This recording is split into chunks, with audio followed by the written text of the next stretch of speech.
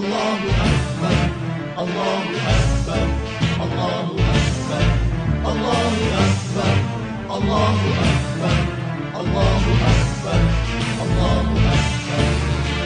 Allahu Rabbuna wa huwa qasduna, Muhammadur Rasulullah huwa quwwatuna, wal Qur'an imanuna, wal jihad sabiluna, wa syahadah qudratuna. Allahu Akbar, Allahu Akbar, Allahu Akbar, Allahu Akbar, Allahu Akbar, Allahu Akbar, Allahu Akbar, Allahu Akbar. Hayya 'alal jihad, hayya 'alal jihad, nansurul Islam wal muslimin. Hayya 'alal jihad, hayya 'alal jihad, nansurul Islam wal muslimin. Aish kariman aw musyahidan, aish kariman aw musyahidan, aish kariman aw musyahidan, aish kariman aw musyahidan. Allahu Akbar, Allahu Akbar, Allahu Akbar, Allahu Akbar, Allahu Akbar, Allahu Akbar, Allahu Akbar, Allahu Akbar.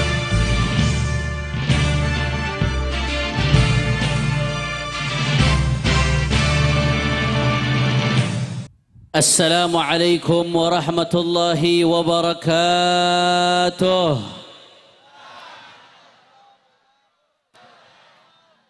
Alhamdulillah, alhamdulillahi rabbil alamin, wa bihi nasta'in ala umurid dunya waddin. Allahumma fasalli wa sallim wa barik wa karrim wa majjid wa azzim ala sayyidina wa habibina وشفيعنا ونور قلوبنا محمد الفاتح لما أغلق والخاتم لما سبق ناصر الحق بالحق والهادي إلى الصراط المستقيم وعلى آله وصحبه حق قدره ومقداره العظيم. يا فتاه يا عليم. أما بعد.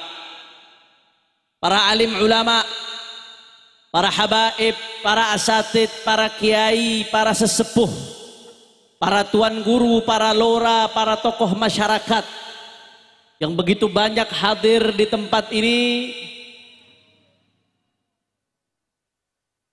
tidak dapat saya sebutkan namanya satu persatu tanpa mengurangi rasa hormat saya kepada beliau semua. Wabil khusus yang hadir di tempat ini Ketua DPW FPI Sampang Kiai Haji Nur Saif, Ketua DPW FPI Pamekasan Kiai Haji Ali Salim, Dewan Syuro FPI Kiai Haji Faurak Alawi dan Kiai Haji Abdul Malik, beserta sahibul hajat DPC FPI Ketapang. Kita doakan semua para habaib, para alim ulama, para asatid kita, para tuan guru yang tidak dapat saya sebutkan satu persatu, mudah-mudahan semuanya Allah panjangkan umurnya, Allah sehatkan badannya, Allah lapangkan rezekinya, Allah gobul hajat-hajatnya, amin ya rabbal. Dan salam penghormatan kami sampaikan kepada segenap panitia penyelenggara yang telah bersusah payah menyelenggarakan acara pada siang hari ini. Jazahumullahu khairal jaza. Mudah-mudahan panitia mendapatkan ganjaran sebesar-besarnya dari Allah Subhanahu wa ta'ala. Dan salam penghormatan yang paling istimewa saya hadiahkan kepada hadirin hadirat, muslimin muslimat, mukminin mukminat yang hadir pada siang hari ini. Semua angkat tangannya, kita minta sama Allah, mudah-mudahan tidaklah kita keluar dari tempat ini kecuali semua dosa kita diampuni oleh Allah. Yang sakit Allah angkat penyakitnya, Allah sehatkan badannya. Semua yang hadir dilapangkan rezekinya, digabul hajat-hajatnya, amin ya rabbal Ahibba'il kiram, alhamdulillah. Pada siang hari ini kita sama-sama berkumpul, tidak lain dan tidak bukan dalam rangka tabligh akbar zikra maulidin Nabi Muhammad sallallahu alaihi wasallam. Saudara, sebentar lagi kita akan menyambut bulan Rabiul Awal, betul? Di bulan Rabiul Awal ada banyak kejadian besar. Yang populer yang kita tahu adalah Maulid baginda Rasulullah sallallahu alaihi wasallam. Tapi kalau kita mau buka sejarah, saudara, di bulan Rabiul Awal bukan hanya terjadi Maulid Nabi, tapi di antara kejadian besar yang terjadi di bulan Rabiul Awal menurut banyak ahli tarikh, ahli sejarah, salah satunya adalah hijrahnya baginda Nabi besar Muhammad sallallahu alaihi wasallam. Saudara, kalau kita bicara tentang hijrah Rasulullah, ada banyak hikmah, ada banyak ibrah pelajaran, ada banyak ilmu yang bisa kita petik dari hijrahnya Rasulullah sallallahu alaihi wasallam, saudara. Di antara sekian banyak pelajaran yang bisa kita ambil, bahwasanya saudara, ketika Nabi sallallahu alaihi wasallam sampai di Madinah, maka ketika itu pula berdirilah negara Islam pertama di atas muka bumi, saudara.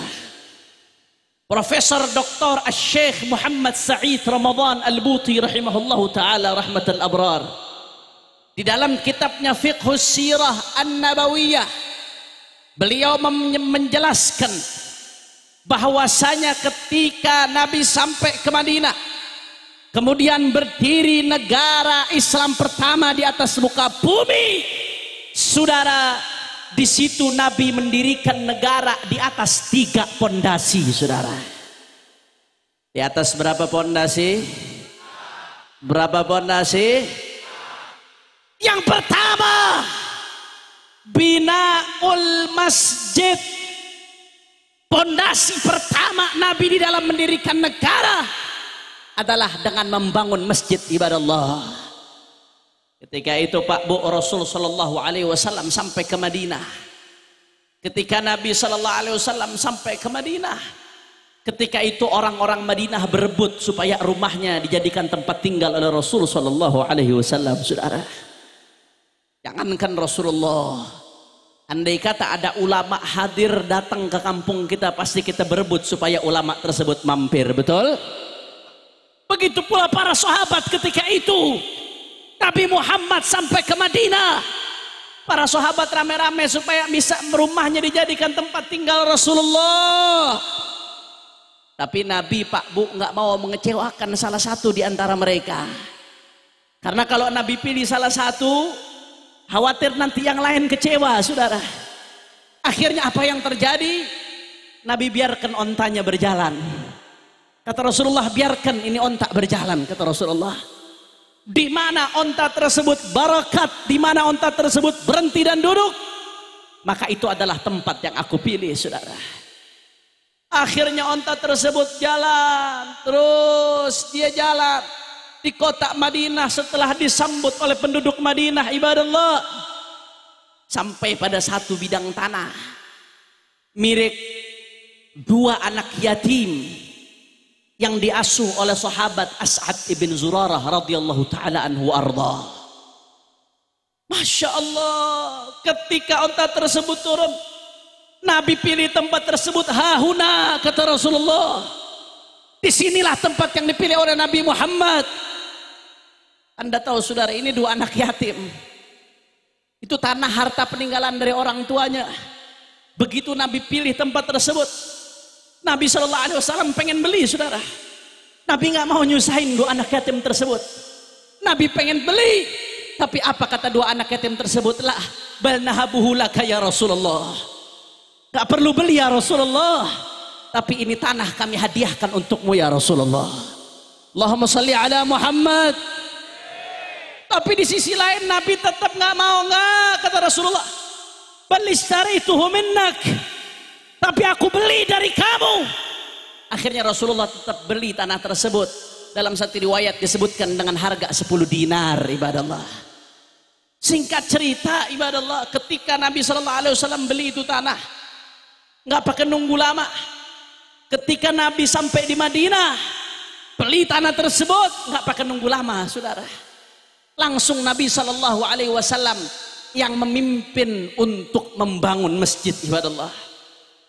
Nabi nggak perintah dulu, tapi Nabi tunjukkan dulu dengan perbuatannya.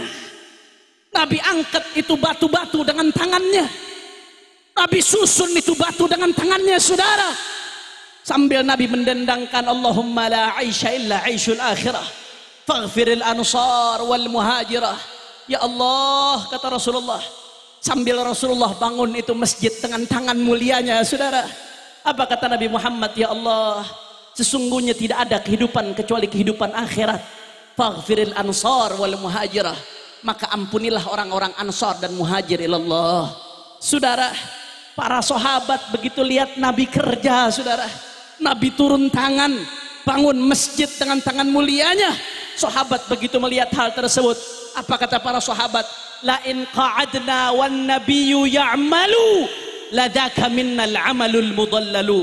Ya Allah, ini Rasulullah turun tangan, Nabi Muhammad Sayyidul awwalin wal akhirin turun tangan langsung ngangkat batu dengan tangan mulianya.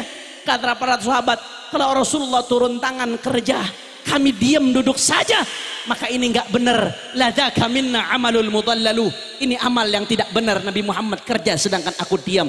Akhirnya apa yang terjadi? Para sahabat rame-rame turun tangan membantu bangun masjidnya baginda Nabi besar Muhammad Sallallahu alaihi wasallam. Dan akhirnya itu masjid adalah masjid yang sampai detik ini berdiri tegak di Madinah Al-Munawwarah dengan penambahan-penambahan dan perluasan-perluasan, saudara. Dari dasar yang pertama ini kita bisa ngambil banyak pelajaran, saudara. Apa pelajaran yang bisa kita ambil dari pondasi yang pertama?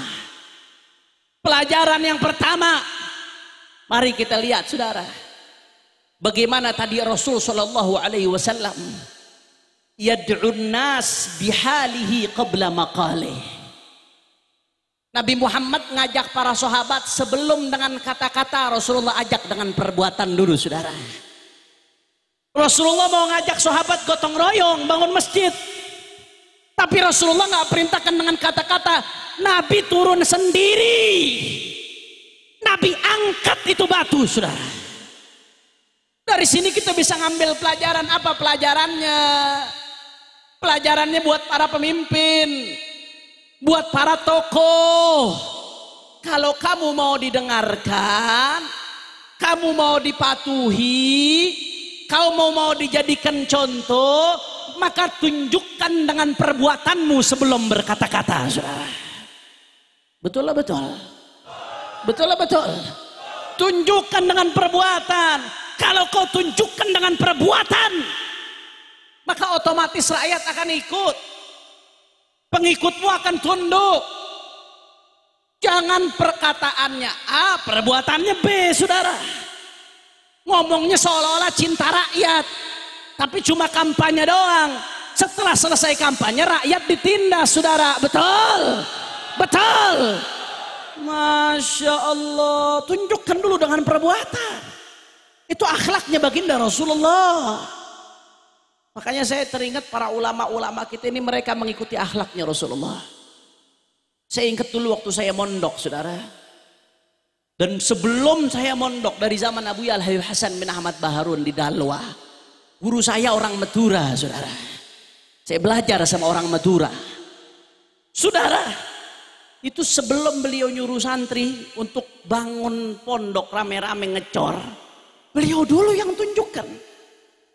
Beliau turun dulu dicor sebelum nyuruh santri, santri ikut setelah itu, saudara. Akhlak dari siapa ini?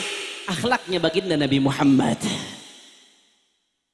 Al-Walid Al-Habib Muhammad Rizik bin Hussein bin Syihab, mudah-mudahan Allah panjangkan umur beliau, Allah segera pulangkan beliau ke Indonesia. Saya ingat waktu itu pengajian bulanan di tempat beliau di Petamburan. Yang hadir ribuan kalau pengajian bulanan, saudara.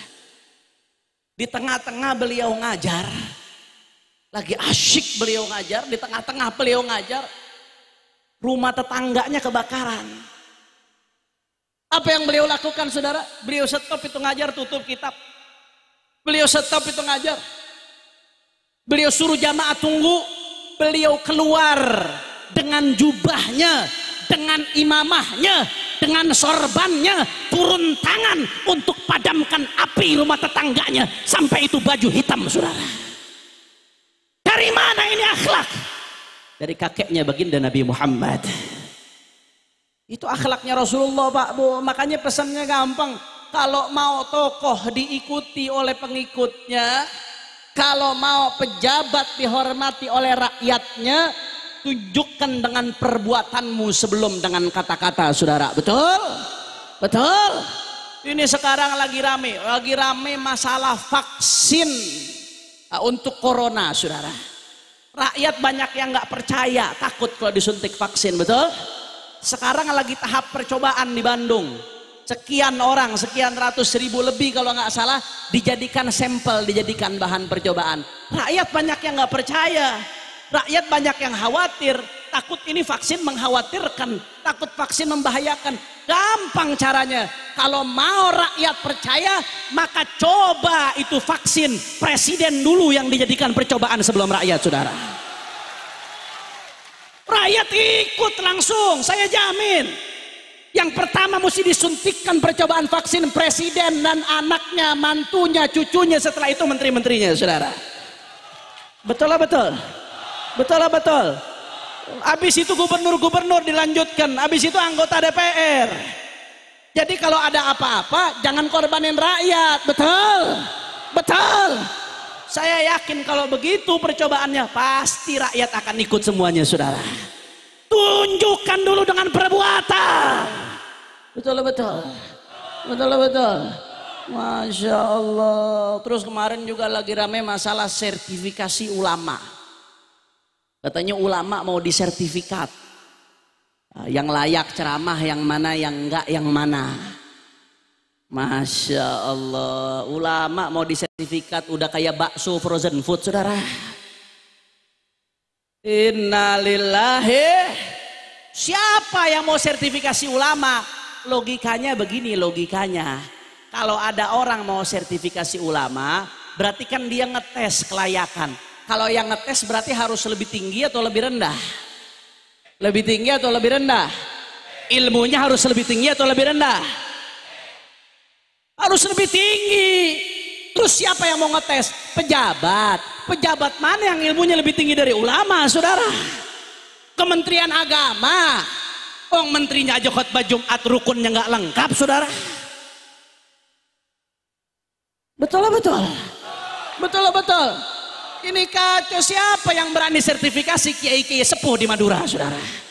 Siapa yang berani? Logikanya sudah kacau, nggak benar. Nggak bisa seperti itu saudara. Kecuali yang mau sertifikasi lebih tinggi ilmunya.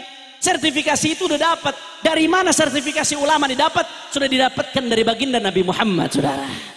Sudah didapatkan dari Al-Quran. Ud'u ila sabili rabbik. Perintah langsung dari Allah subhanahu wa ta'ala. Betul? Masya Allah. Kira-kira sampai sini jelas atau tidak?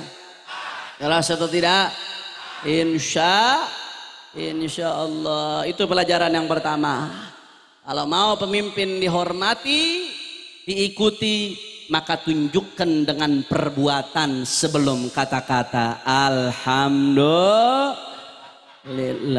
Kemudian yang kedua, saudara, ini jam berapa nih? Jam 12 kurang. Lanjut apa jangan ini? Udah siang.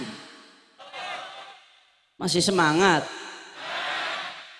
Yakin? Ibu-ibu udah keringetan. Lanjut. Lanjut terus.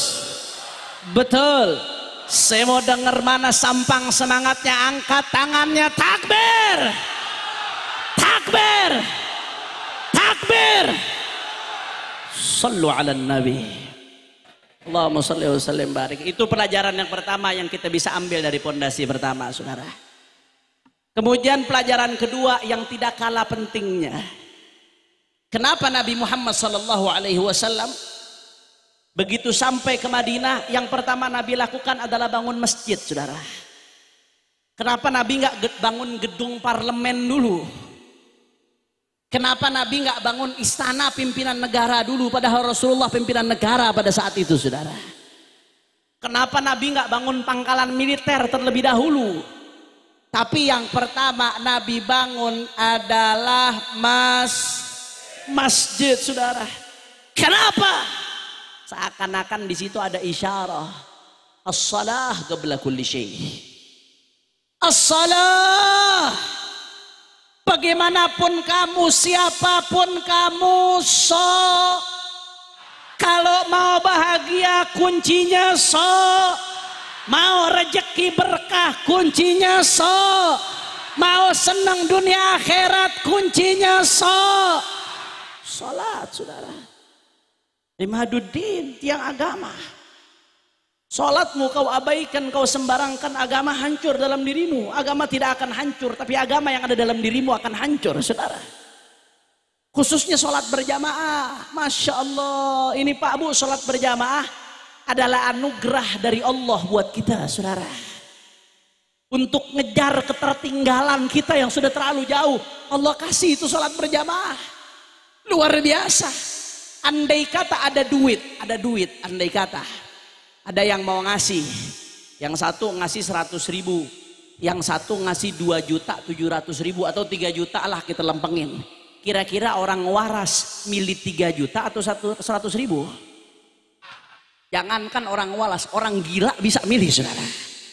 Kalau udah bab fulus, orang gila jadi waras, saudara. Betul. Itu yang kasat mata giliran sholat. Ada yang 1 derajat, ada yang 27 derajat. Kenapa kita bisa milih 1 derajat, saudara? Bisa jamaah, kenapa nggak jamaah? Bahkan dalam satu hadis yang diriwayatkan, saudara, man kharaja min baitihi mutatahhiran ila salatin maktubatin falahu mithlu ajril haj al muhrim. Barang siapa yang keluar dari rumahnya dalam keadaan mutatahhir, udah suci, keluarnya kemana?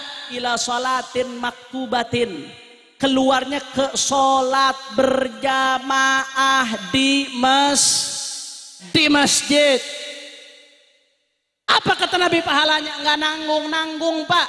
Falahum mithlu ajril haj al muhrim. Maka dia dapat pahala seperti pahala orang yang haji yang ihram, saudara. Sekarang haji susah. Jangankan musim corona, musim biasa saja sekarang mau dapat visa susah. Mau yang reguler yang biasa nunggu sampai 15 tahun. Tidak mudah, saudara. Tapi Nabi Muhammad udah sediakan opsinya.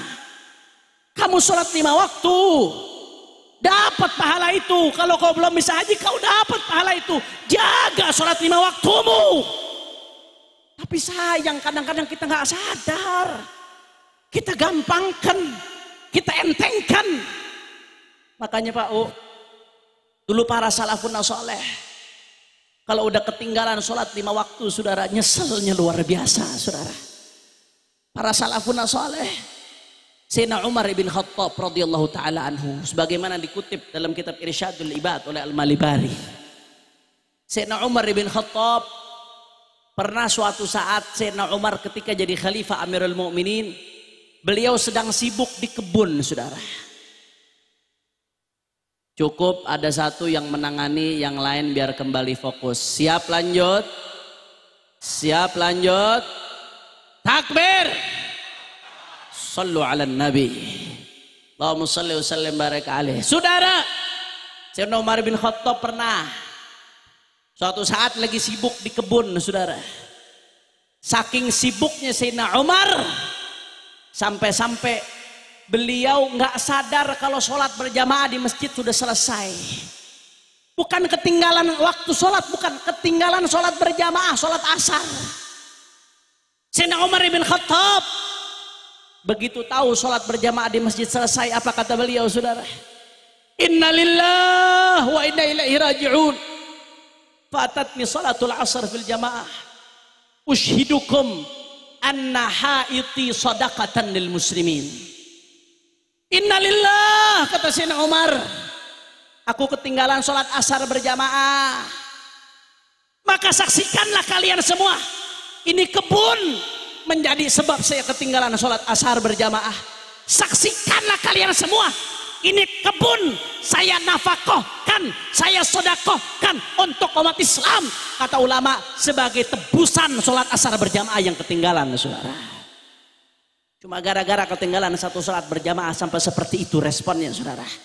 Hatim al-Asam dalam Tanbihul Ghafilin, Hatim al-Asam pernah suatu saat Hatim al-Asam ketinggalan sholat berjamaah, didatengin sama Abu Ishaq al-Bukhari, didatengin untuk apa? Ta'ziyah. Wa'azik, saya berbela sungkawa kamu hari ini ketinggalan satu sholat berjamaah. Kata Hatim al-Asam, apa ini baru bener, saya ketinggalan berjamaah, ada yang datang takziah sama saya cuma satu, tapi andai anak saya yang meninggal, kata Hatim al-Asam, pasti ribuan orang akan datang bertakziah kepada saya, saudara. Apa kata beliau? Demi Allah, lain mata abnai jami'an ahwanu alayya min fawatis salah fil jamaah. Demi Allah, jangankan satu anakku, andai kata semua anakku meninggal, maka itu bagiku lebih ringan ketimbang ketinggalan sholat berjamaah, saudara. Kenapa beliau begitu? Karena beliau sadar dampak kerugiannya, beliau sadar dampak kerugiannya, saudara. Makanya sampai seperti itu. Inilah ibadah Allah. Kenapa Nabi Shallallahu Alaihi Wasallam begitu sampai ke Madinah, yang pertama Nabi lakukan adalah membangun masjid, saudara. Alhamdulillah. Makanya sukses atau tidaknya tabligh akbar di pagi hari ini, tolak ukurnya bukan saat ini, saudara. Tapi tolak ukurnya kita lihat setelah ini. Kalau masjid-masjid sholat berjamaah rame, berarti tabligh akbar sukses pada pagi hari ini, saudara. Amin, amin, amin. Tapi kalau masjid-masjid sholat berjamaah sepi, berarti tabligh akbar pagi hari ini gagal. Na'udzubillah min. Makanya saya mau tanya, orang Ketapang siap ramaikan masjid-masjid? Orang kompak, khususnya yang laki-laki. Yang perempuan lebih afdal di rumah, saudara. Khususnya yang laki-laki, siap istiqamah sholat berjamaah di masjid. Siap istiqamah ramaikan jamaah di masjid. Takbir, sallu ala nabi. Dan yang ketiga, saudara, hikmahnya, kenapa Nabi begitu sampai ke Madinah langsung bangun masjid? Hikmah yang ketiga, saudara, karena kalau mau sebuah negara maju harus ada persatuan, saudara. Dan tidak ada yang bisa mempersatukan umat melebihi sholat berjamaah, saudara. Nggak ada. Sholat berjamaah sehari 5 waktu. Umat kumpul di rumah Allah. Dan ketika kumpul nggak ada batasan-batasan, saudara. Di masjid dibedakan atau tidak antara pejabat dengan rakyat? Di masjid dibedakan atau tidak antara orang kaya sama orang miskin? Di masjid dibedakan atau tidak antara aparat dengan rakyat? Nggak dibedakan, saudara. Ini yang bisa bikin umat bersatu. Semua elemen umat berbaur jadi satu, saudara. Akhirnya karena sering berbaur, tumbuh rasa empati, rasa kasih sayang di tengah mereka. Satu saja nggak hadir, kemana ini? Oh, jangan-jangan sakit ini. Kemana ini? Ada masalah apa kok dia nggak hadir? Biasanya dia hadir, biasanya dia rajin. Itu yang bikin negara jadi kuat. Itu yang bikin umat jadi kokoh, saudara. Makanya nggak heran. Dalam hadis Bukhari, saudara, Rasul Shallallahu Alaihi Wasallam pernah suatu saat, Pak Bu, Nabi Muhammad pernah mengatakan Rasulullah punya ham, Rasulullah punya keinginan. Apa kata Nabi keinginannya, saudara? Kata Rasulullah, aku pernah punya keinginan. Aku pengen supaya sholat didirikan dimulai, biar ada yang jadi imam, kemudian aku keluar dengan sekelompok orang, sekelompok anak muda itu bawa kayu bakar, kata Rasulullah. Aku pengen keliling kota Madinah, aku pengen lihat siapa yang nggak ikut berjamaah, aku ingin bakar rumahnya, kata Nabi, saudara. Ini dalam hadis sahih. Nabi pengen bakar rumahnya, saudara. Ini kalau zaman sekarang udah dituduh radikal, saudara. Betul loh, betul.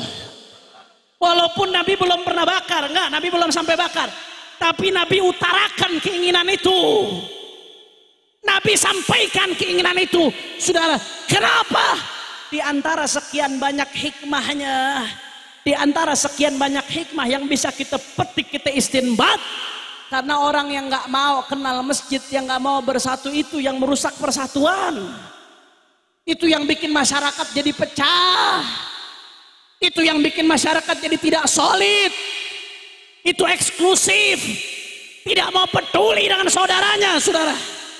Oleh karena itu saya ingatkan umat Islam. Jangan mimpi umat Islam bisa menang, saudara. Jangan mimpi umat Islam bisa bangkit. Jangan mimpi umat Islam bisa hebat selama masjid-masjidnya sepi, saudara. Selama masjid-masjidnya kosong, khususnya sholat subuh berjamaah, saudara. Jangan mimpi umat Islam bisa tampil, bisa unggul ekonominya, segala sektornya, selama masjid-masjidnya masih kosong, masih sepi, saudara. Tapi manakala masjid-masjid umat Islam sudah ramai, sudah kompak, masjid betul-betul dihidupkan menjadi pusat peradaban umat, maka saudara saksikanlah, saat itu tidak akan ada yang bisa menghadapi kemenangan dan kebangkitan umat Islam, saudara. Allahu Akbar, Allahu Akbar, Allahu Akbar. Maka sekali lagi saya tanya umat Islam, siap untuk hidupkan sholat berjamaah? Sekali lagi kurang kompak, siap untuk ramaikan masjid-masjid? Siap untuk hidupkan masjid-masjid? Takbir, sallu ala nabi. Itu yang pertama, saudara. Kira-kira jelas atau tidak? Jadi pondasi pertama yang dibangun oleh Rasulullah adalah masjid. Aduh, jam berapa ini? Udah jam 12. Lanjut atau tidak? Kayaknya udah gak semangat ini. Panas. Lanjut. Udah lapar. Lanjut. Masih semangat? Yakin? Saya salut sama orang Ketapang ini. Kenapa saya salut sama orang Ketapang? Seharusnya acara jadwalnya besok hari Rabu, betul? Yang sudah diumumkan, betul? Tapi karena ada satu hal yang mendesak, yang sangat mendadak, saya harus majukan jadi hari Selasa. 3 hari yang lalu acara mendadak dimajukan, tapi umat tetap ribuan datang di tempat ini, saudara. Allahu Akbar, Allahu Akbar. Insya Allah ini tanda kebangkitan umat Islam akan mulai dari Ketapang, saudara. Amin ya Rabbal alamin. Kira-kira lanjut atau tidak? Waduh, betul? Masih semangat? Allahumma sholli ala Muhammad. Yang kedua yang ingin saya sampaikan pada kesempatan kali ini, yang kedua, saudara, pondasi kedua kata Syekh Al-Buti, pondasi yang kedua yang diletakkan oleh Rasulullah di dalam mendirikan negara Islam pada saat itu, saudara, adalah al-mu'akha bainal muslimin al-muhajirin wal ansar. Rasulullah mempersaudarakan di antara umat Islam muhajirin dan ansar, saudara. Orang-orang ansar penduduk Madinah saat itu, muhajirin aslinya orang-orang Mekah. Mereka berhijrah bersama Rasulullah demi agama. Dia tinggalkan rumahnya, dia tinggalkan hartanya, sebagian meninggalkan keluarganya, tidak lain dan tidak bukan dalam rangka berjuang membela agama baginda Nabi besar Muhammad. Ketika itu, saudara, Rasul Shallallahu Alaihi Wasallam persaudarakan di antara mereka secara khusus. Ada 90 sahabat saat itu, setengahnya muhajirin, setengahnya ansor. Mereka 90 orang ini sama Rasulullah dipersaudarakan secara khusus, saudara. Bahkan saking khususnya persaudaraan saat itu, di antara mereka saling mewarisi padahal nggak ada hubungan kerabat. Sampai akhirnya datang ayatul irith, ayat tentang warisan, menghapus hukum daripada sebelumnya, saudara. Luar biasa. Itu ada sebagian Ansor, mereka yang punya rumah mengatakan kepada saudaranya dari Muhajir, ayo kita bagi rumah kita.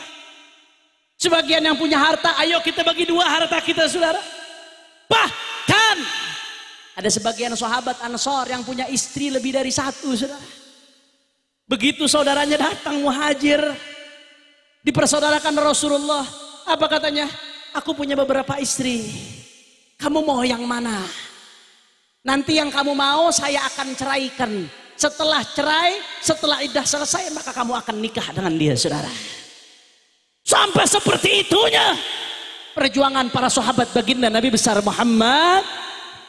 Masya Allah. Setelah masa persaudaraan khusus ini selesai, maka umat Islam kembali kepada mu'akhah ammah, persaudaraan di antara umat Islam secara umum, saudara. Bahwasanya kita sesama muslim, saya dan anda mungkin beda suku, saudara.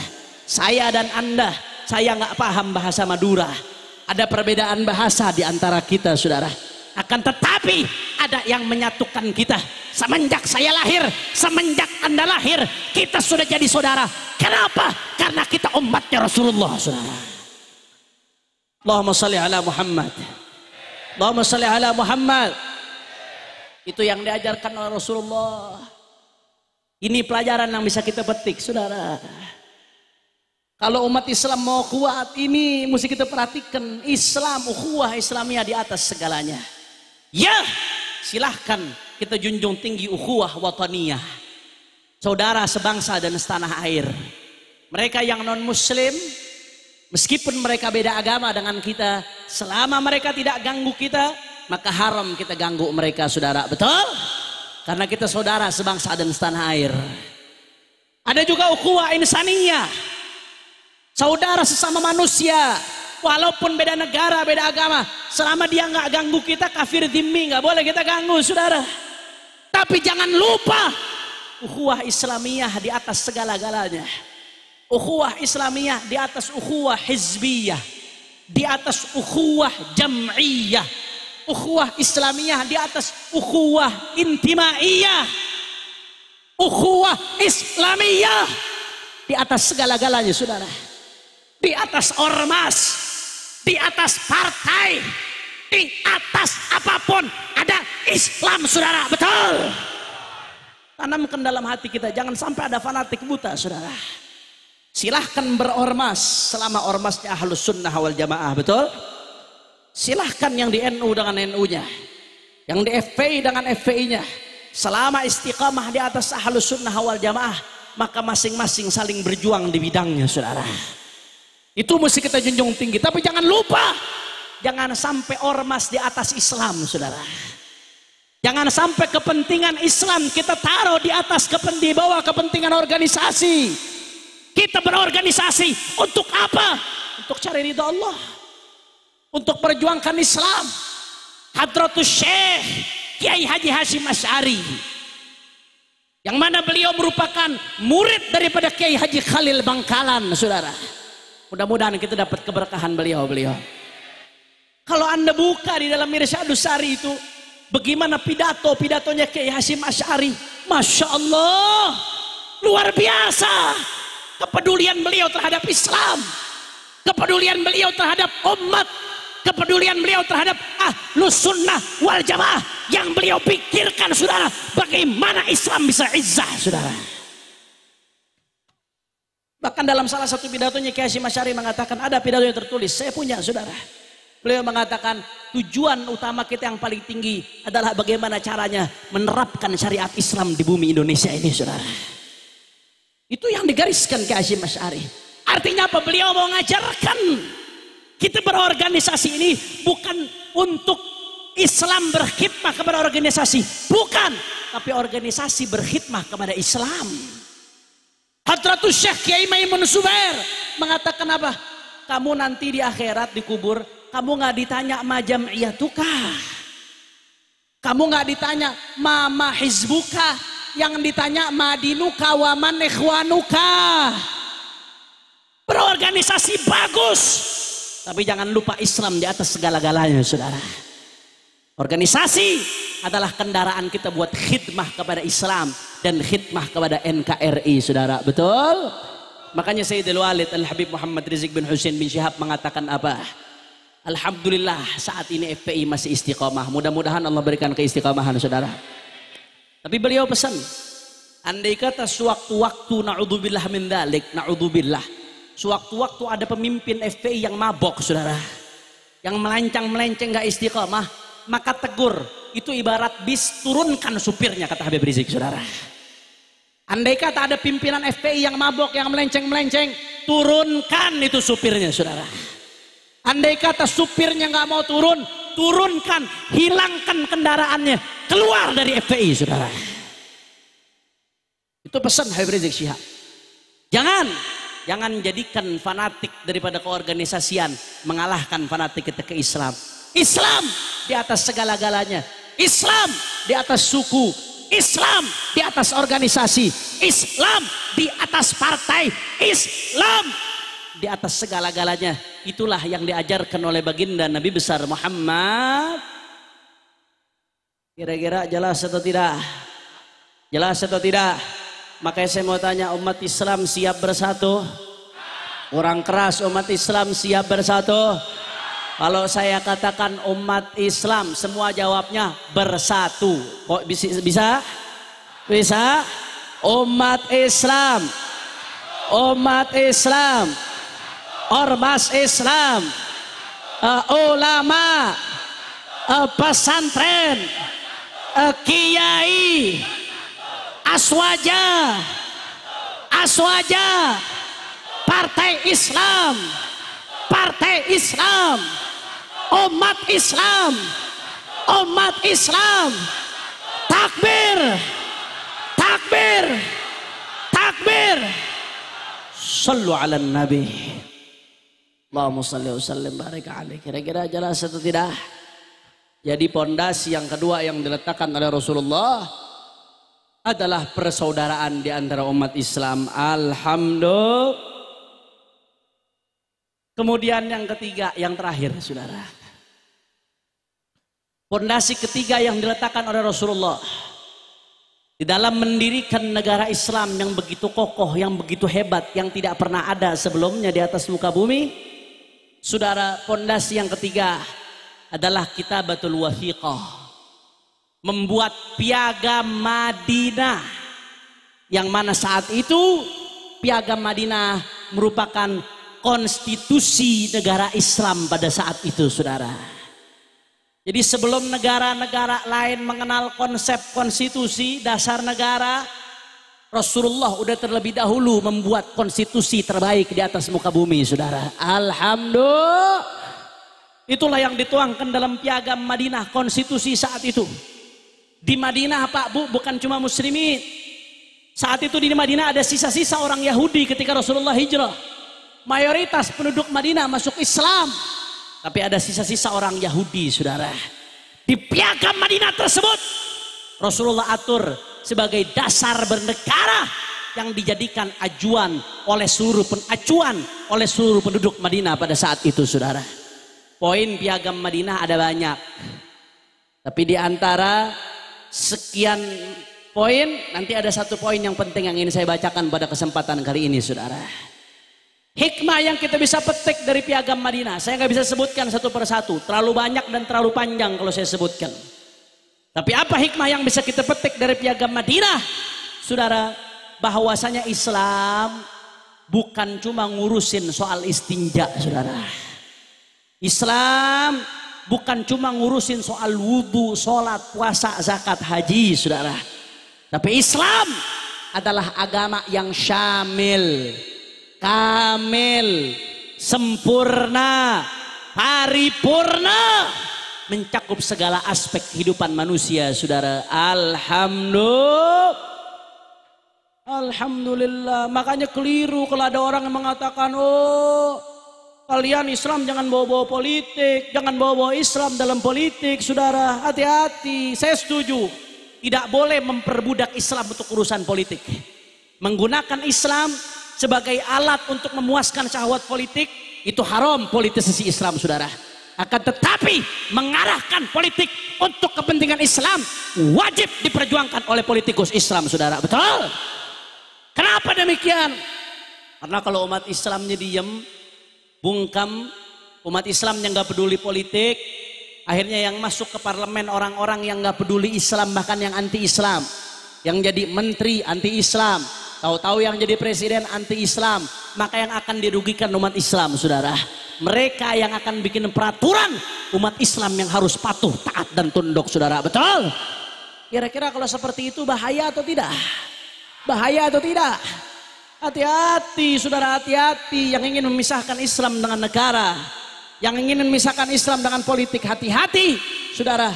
Karena politik akan semakin parah kalau tidak dikontrol dengan Islam, saudara. Itu pelajaran yang pertama. Pelajaran yang kedua yang ingin kita bahas dari Piagam Madinah. Apa pelajaran yang kedua? Bahwasanya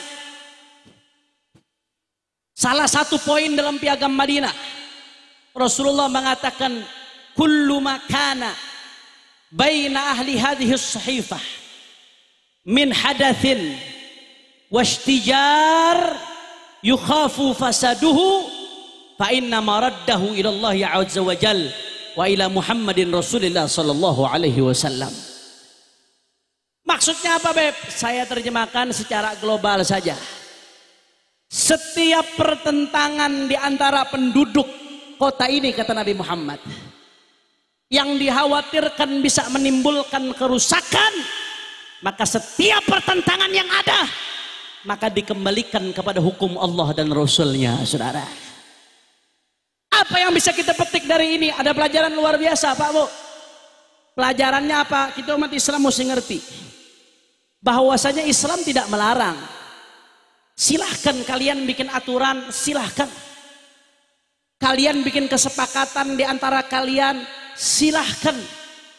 Ada peraturan presiden, ada undang-undang, silahkan. Islam tidak larang. Yang penting syaratnya satu, saudara. Jangan coba-coba aturan buatan manusia bertentangan dengan aturan Allah dan Rasulnya, saudara. Betul? Betul? Manakala aturan manusia mengandung kemaslahatan dan tidak bertentangan dengan aturan Allah dan Rasulnya, maka silahkan, saudara. Bahkan itu ketika merupakan peraturan ulil amri, kita wajib untuk patuh, untuk taat, saudara. Itu yang diajarkan Ahlus Sunnah wal Jamaah. Tapi sebaliknya, kalau ada aturan manusia bertentangan dengan aturan Allah, Allah larang minuman keras, dia bolehkan minuman keras. Allah larang judi, dia bolehkan judi. Allah larang zina, dia buka pelacuran, saudara. Kalau ada yang seperti itu, maka kita wajib untuk melawan, wajib untuk menentang dan tunduk patuh kepada aturan Allah dan Rasulnya, saudara. Alhamdulillah, alhamdulillah. Makanya hati-hati, hati-hati umat Islam. Kita ini mesti bersyukur tinggal di Indonesia. Kenapa saya katakan kita mesti bersyukur? Para pendiri bangsa kita orang-orang cerdas, saudara. Para pendiri bangsa kita khususnya para ulama, para kiai, orang-orang jenius. Salah satu hasil kejeniusan mereka adalah dirumuskannya Pancasila, saudara.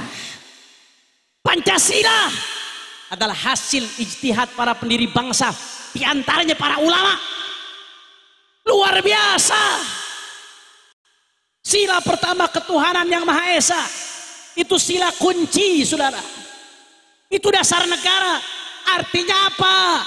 Semua peraturan di Indonesia, di negeri ini, apapun peraturannya tidak boleh bertentangan dengan nilai ketuhanan yang Maha Esa, saudara. Betul? Betul? Masya Allah. Makanya kita bersyukur, jaga Pancasila ini. Jangan sampai Pancasila dirongrong oleh neo-komunis, saudara. Jangan sampai Pancasila dirongrong oleh neo-neoliberal, saudara.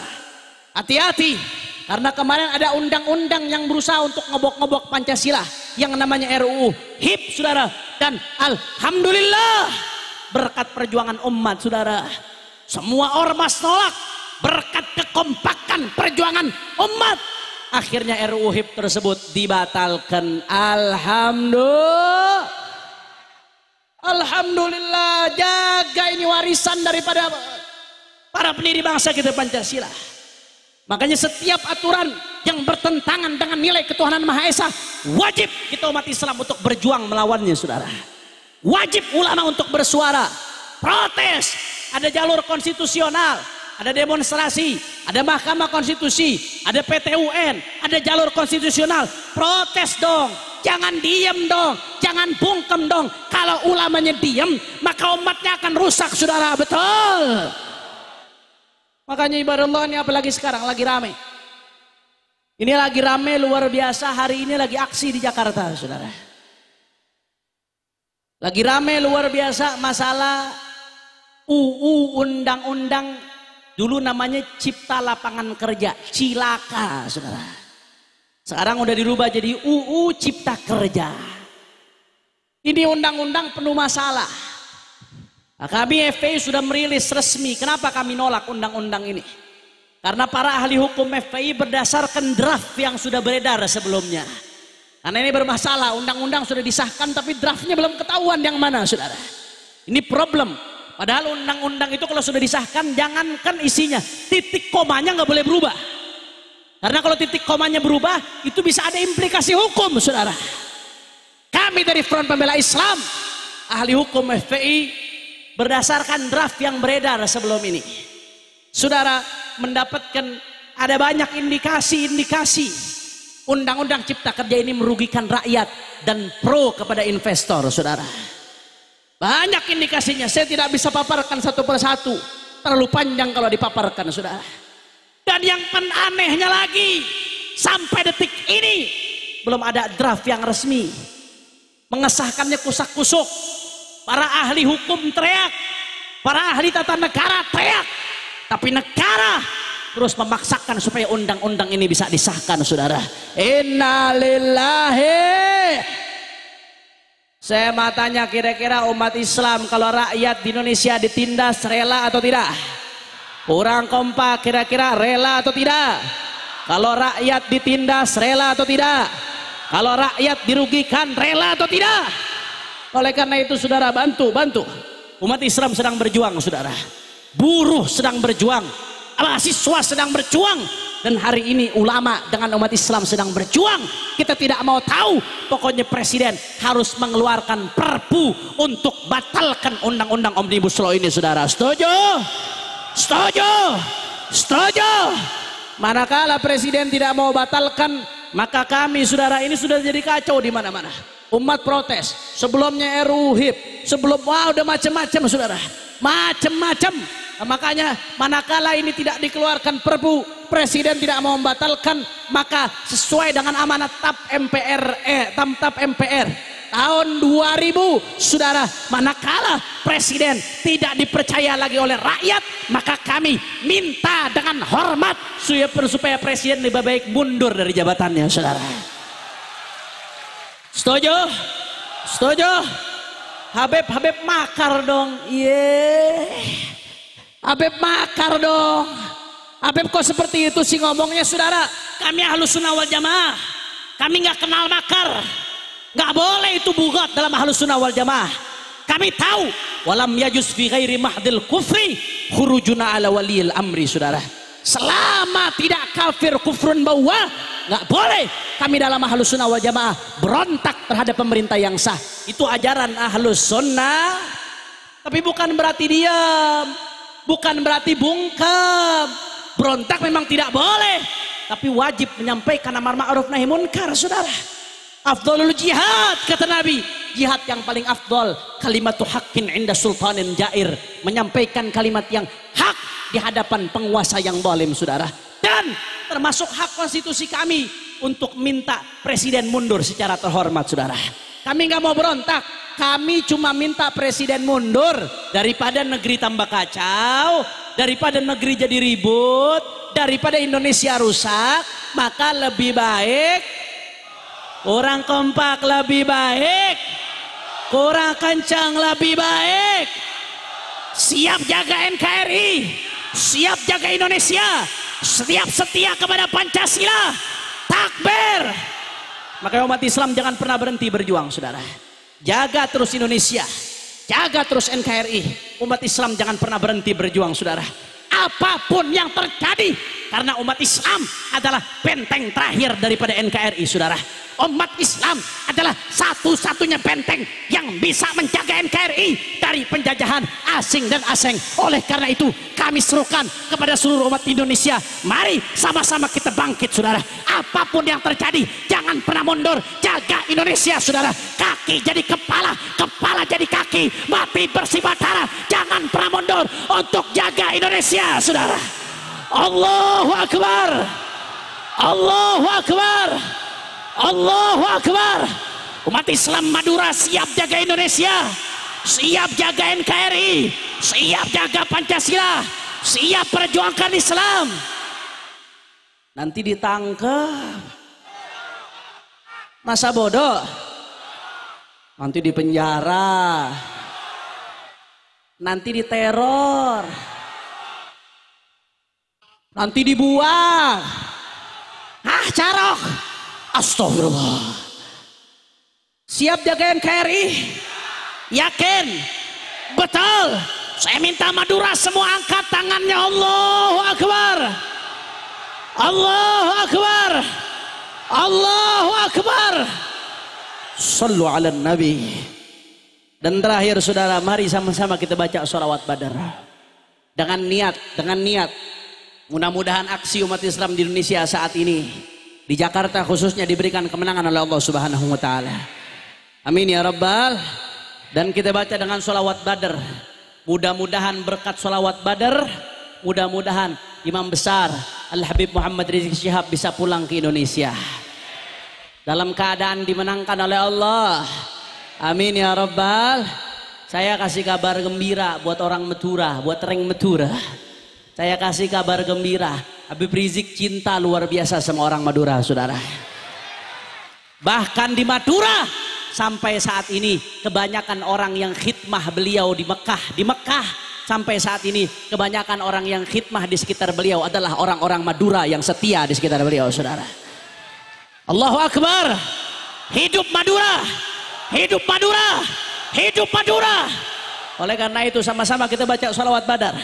Sama-sama kita baca sholawat Badar dengan niat, mudah-mudahan NKRI dijaga oleh Allah, Indonesia dijaga oleh Allah, para pengkhianat bangsa mudah-mudahan dihancurkan oleh Allah Subhanahu wa taala. Amin ya rabbal. Ayo sama-sama hadro ikut, tapi backing vokal jangan ikut, biar jamaah jadi backing vokalnya. Ayo semua sama-sama keluarkan suaranya. Salatullah salam.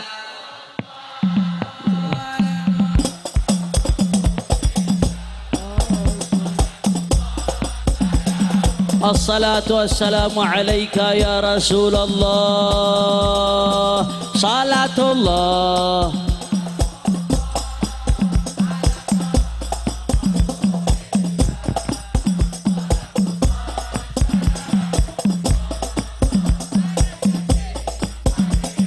Angkat tangan semua. Tawassalna bi bismillah wa bil hadi. Tawassalna bi bismillah wa bil hadi Rasulillah wa kulli mujahidin lillah bi ahlil sallallahu alaihi salatullah. Assalatu wassalamu alaika ya Rasulullah.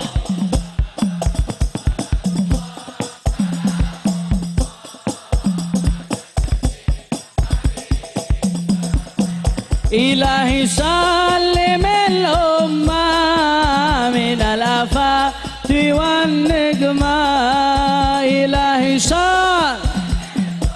صلى الله عليه. ومن هم ومن غمة بأهل البدر يا الله صلاة الله.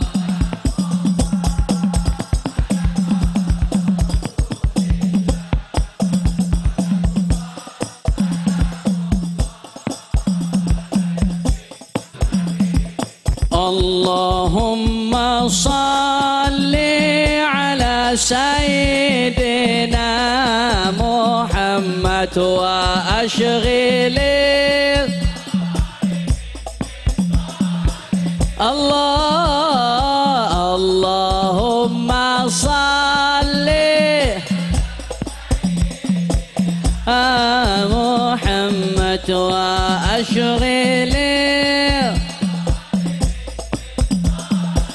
الله وأخرجنا سالمين وعلى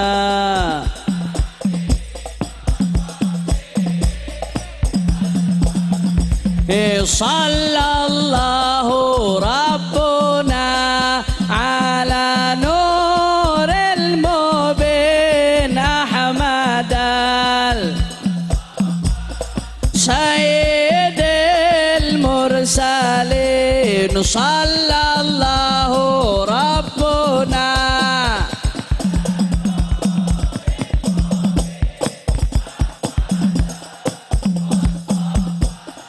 سيد المرسلين وعلى آله وصحبه وعلى آله وصحبه لا إله إلا الله لا إله إلا الله لا إله إلا الله لا إله إلا الله semua إلا الله لا إله إلا الله لا إله إلا الله prajurit pembela Rasulullah bangkitlah bangkitlah untuk negara satukan hati musuh di depan mata lawan dia sampai berdarah untuk agama dan negara tercinta kematian semua maju ayo maju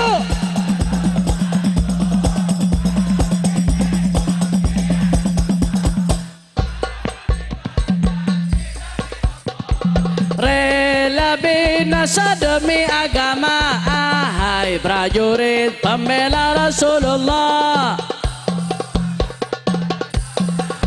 walau harus merangkak dengan mata takkan mundur kurang kompak takkan mundur walau satu langkah semua Madura angkat tangannya Allahu Akbar Allahu Akbar Allahu Akbar umat Islam Madura siap bersatu siap rapatkan barisan siap bela Allah siap bela Nabi siap jaga NKRI Allahu Akbar sallu ala Nabi Allahumma salli wa sallim wa barik alaihi wa ala alihi. Terakhir sama-sama kita baca Fatihah dengan niat mudah-mudahan yang punya hajat Allah qabul hajatnya, yang sakit Allah angkat penyakitnya, Allah sehatkan badannya, dan mudah-mudahan wabah ini segera diangkat oleh Allah Subhanahu wa taala. Mudah-mudahan semua yang punya hajat, punya urusan Allah mudahkan semua urusannya, dan mudah-mudahan ulama-ulama kita, habaib kita, kiai kita dijaga oleh Allah. Khususnya Sayyidul Walid Imam Besar Habib Rizik Syihab mudah-mudahan bisa segera pulang ke Indonesia dalam keadaan selamat, dalam keadaan dimenangkan oleh Allah. Ala hadhihi niyah wa likul niyatin salihah thumma ila walid Abdurrahman marul atas walidina walidikum wa amwatina wa amwatikum wa ahli wilayah Madura anna Allah yataghashahum birrahmah wal maghfirah wa yu'id alaina min asrarihim anwarihim wa min fi dinil akhirah bisirril Fatihah. Bismillahirrahmanirrahim. Alhamdulillahirabbil alamin arrahmanir rahim maliki yaumiddin. Iyyaka na'budu wa iyyaka nasta'in ihdinas siratal mustaqim siratal ladzina an'amta 'alaihim ghairil maghdubi 'alaihim waladdallin amin. Jangan ada yang pulang, kita minta ditutup doa dengan salah satu kiai sesepuh. Kita minta Kiai Fauraq untuk menutup dengan doa. Fadhal Kiai.